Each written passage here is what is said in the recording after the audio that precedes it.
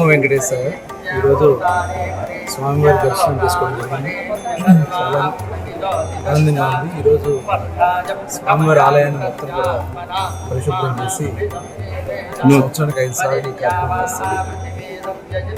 సందర్భంగా దర్శనం చేసుకోవడం చాలా ఆనందంగా ఉంది.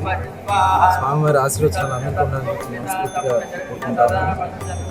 అలాగే తెలుగువారి సంవత్సరాది పండుగ ఉగాది పండుగ 19వ తారీఖు పెద్ద ఎత్తున ఏర్పాటు జరుగుతుంది.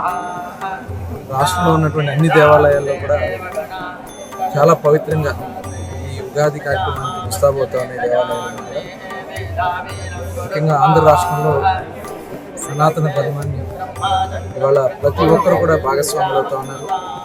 ఆ ధర్మాన్ని పాటించాలనేది ప్రతి ఒక్కరు కూడా కోరుకుంటూ ఉన్నారు. యువత కూడా ముఖ్యంగా యువత కీలకంగా నిజాయితీగా వర్క్ చేస్తున్నారు. తప్పకుండా రాష్ట్రంలో గౌరవ ముఖ్యమంత్రి చంద్రబాబు నాయుడు గారు, ఉప ముఖ్యమంత్రి పవన్ కళ్యాణ్ గారు, అలాగే లోకేష్ గారు చేసినటువంటి ప్రయత్నాలు పరిశ్రమలు రావడానికి కానీ ఉపాధి ఉద్యోగ అవకాశాలు ఇవ్వడానికి కానీ చాలా స్వామివారి ఆశీర్వచనం కావాలని మనస్ఫూర్తిగా కోరుకుంటున్నాను. అలాగే ఇది చాలా పవిత్రంగా ఉంది.